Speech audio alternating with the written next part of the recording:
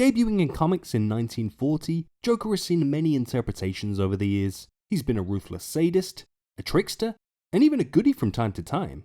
But I suppose everyone hates Nazis. And just like in the comics, Joker has had a long and storied history on our screens too. Question is, which version's best? Now, in the interest of brevity, we're going to omit certain Jokers. Firstly, Jared Leto's ill-fated 2016 take, because what's the point of discussing it? Next to see the chop is Cesar Romano's 1966 version, even though he was the originator of Mustachegate.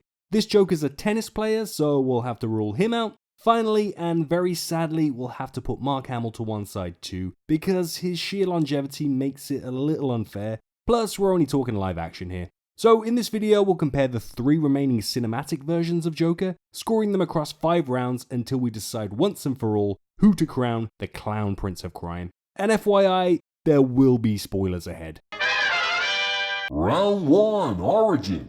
Joker's origin story is a contentious issue. Some prefer there to be outright answers. Others, like the Joker himself, prefer a multiple choice approach. Jack Nicholson's Jack is a mid-level mobster who falls into a vat of chemicals and emerges as the Joker. He also, at least according to Batman's memory, is the guy behind the Wayne shootings. Now that's a divergence from the comics, but within the film is a handy little contrivance. In this interpretation, the origin works, but perhaps not as well as it might. The eternal question mark of where Joker comes from has a solid solution which maybe robs the character of some of the mystery that has made him such a tantalizing villain. Heath Ledger's Joker, meanwhile, has no real origin to speak of. He just appears as an immovable object / unstoppable force. There's not a lot to go on in the film, but that hasn't stopped online sleuths cobbling together their own take. Namely that he's an injured soldier suffering from PTSD who develops a psychosis that seeks to cause utter chaos in the society that inadvertently created him. It explains a lot,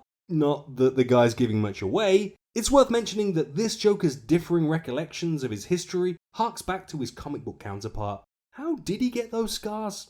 The mysterious element to the character's origins, added to the sad fate of Ledger himself, firmly places this version of the Joker in pop culture history. And maybe not everything needs an explanation. I mean, just seeing the Joker for the first time tells you everything you need to know. Joaquin's version obviously gets a lot more time to develop than his opponent's. This is a film about Joker, as opposed to a Batman film where Joker is just the antagonist. So, wanna know why this guy's such a sick son of a bitch? You sure? Todd Phillips' film gives us plenty of answers, though like Burton's movie, the plot feels somewhat contrived around Arthur Fleck becoming the Clown Prince of Crime. Everything goes wrong for the guy, from a tortured childhood to an adult life plagued by mental illness, self-harm and isolation. Joaquin's Joker wins psychopath bingo by a country mile. Without getting too spoilery, Arthur's extended family programmed this time bomb years ago, and his eventual emergence as the Joker seems all but inevitable. Yes, it's a bit heavy-handed, but Phoenix's performance sells the character development. The movie plays out a lot like Joker Begins, but all the individual elements gel together to form a satisfyingly disturbing whole. Since it's the most definitive on-screen Joker origin we've got to date, with a few comic-inspired plot points thrown in, Joaquin's our winner.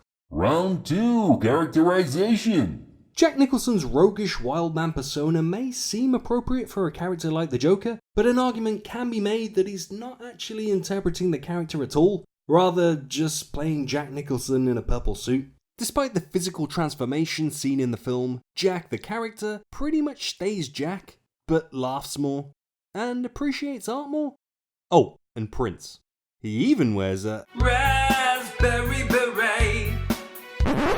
He becomes obsessed with the Bat, as you might hope, and inflicts terror and fear among the population of Gotham. But, and this might sound strange, he plays it too straight. There's just not enough added edge once he becomes the Joker. Heath Ledger picked up the role in 2008's Dark Knight, and for many, this is the definitive version of Joker. He might check the evil genius box, but he's also an anarchist, which isn't strictly what the Joker is about. In comics, he's mostly a murderous psychopath, not someone with a penchant for causing revolution. But he is the yin to this Batman's yang, and if Bats is an agent of order, this take on Joker makes sense. And like Nicholson's version, this dude has an amazing ability to get people to follow his lead. But that's because he's not crazy, we think. Oh, that's right, he basically manipulates crazy bastards. Despite his bizarre appearance and methodology, the character's confidence is unflinching, And just like in the real world, there are morons that will follow that kind of lead. There might not be a Batman to oppose, but Joaquin's version also brings about massive social upheaval, though this is very much by accident. The latest take on the Joker is definitely a product of modern societal ills, but set in the 80s, as Arthur simultaneously fantasizes about being accepted, yet can't help but make his fellow Gothamites skin crawl IRL. It's this dichotomy that eventually leads to Arthur embracing the crazy and unleashing his inner clown. The film does a fantastic job of blurring the lines between reality and imagined, until it, explains exactly which is which. But again, the film works on its own terms, and poor Arthur is definitely in his own unique category of crazy. By the end of the movie, it's possible that you, like us, had an unhealthy desire to see this Joker go up against Batman, which might take some time given Bruce's age in the film. Nevertheless, it leaves you wanting to see the supervillain version, and there's no getting around it. A fully realised Joker is way more satisfying in the world of comic book movies. And of our two remaining options, Heath's gotta be the victor because his version gets to clown around to his heart's content, without the need for origins or explanations. Round 3, costume. Show pretty much anyone in the world a picture of the Joker, and they'd say, that's Joker. That, or that's Pennywise. Point is, he's a recognisable dude. Nicholson had such clout that he, above even Burton, had final say on his costume, and while he didn't by any means design the thing, he picked a very classic choice. It evokes the comic look, and his gadgets are well represented too. That's right, Bats isn't the only one with toys. We get a very deadly hand buzzer, and even some wind-up teeth. Honestly, Burton took the whole thing seriously. Perhaps the most interesting aspect, as opposed to Heath and Joaquin, is that Jack's skin and hair are altered by that chemical bath, something much closer to the comic history that, while perhaps not essential, is part of the character. Ledger's Joker gets a snazzy update on the costume, but the basics are all there. Purple suit, green trim, explosive lining? Heath's had no acid bath we've seen. The hair and makeup have a homemade cosplaying aesthetic, which is just perfect for everyone come Halloween. The overall appearance feels very unique while disturbingly appealing, which is a difficult balance to get right for a character as recognisable as the Joker. Just ask Jared Leto. He's no match for Bats hand-to-hand, and there's not too much in terms of comic book gadgetry, but this is a real-world take on the character, meaning his magic tricks are simple, but very effective, while his arsenal consists mostly of knives and lint, and explosives embedded conveniently inside his fellow inmates. Joaquin's costume isn't exactly what one thinks of when they think of the Joker. It's more of a Mark I version that's yet to be sharpened up by a focus group of Arkham's finest. The makeup leaves a little to be desired too, but again, this is all part of the development process. What we like about this Joker is that he's always been a clown of sorts. The flamboyance comes very naturally, as evidenced by the many behind-the-scenes dance sequences. While each of our three Jokers are unique in their appearance, there's really only one winner here. Nolan's iconic character design will continue to be the standard by which all Jokers are judged. He might not have a 4-foot shooter, but damn it, he's stylish. In a demented hobo kind of way. So Heath's our winner this round.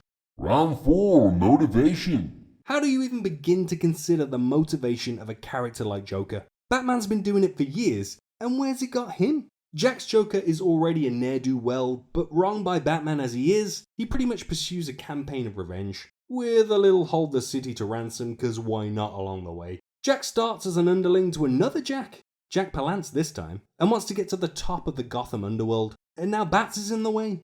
Very convenient timings on all that. This being an early comic book movie though, we can't really expect the fully realised development of a Yellow Jacket, can we? Heath's Joker, as touched on earlier, wants to actually affect some change in the world, even if innocents have to die. Here, Joker is presented as more of a reaction to Batman as opposed to his own entity with his own desires. Gotham is a playground to him, and while he does have some sense of self-preservation, he's looking to basically break down the established system. Beyond that, it's difficult to know exactly what's driving the character. As Alfred says, some men just want to watch the world burn.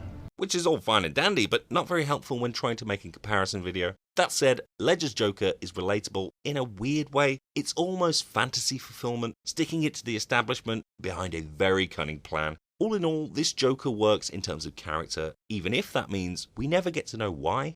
Joaquin, on the other hand, gives us the whys in abundance. The answers might not be very nice, but this is a Joker origin. Arthur's driven by a desire to uncover the truth about his family, while aiming his frustration squarely at Gotham's douchiest residents, the rich and powerful 1%. And while all that seems reasonable, the character's methodology is typically unhinged. The world hasn't been very kind to the guy, so it's not surprising there's a lack of guilt when the killing starts, which in Arthur's mind means he's vindicated. Despite the public outcry, this isn't a film that glorifies violence, nor does it ask you to relate to Arthur.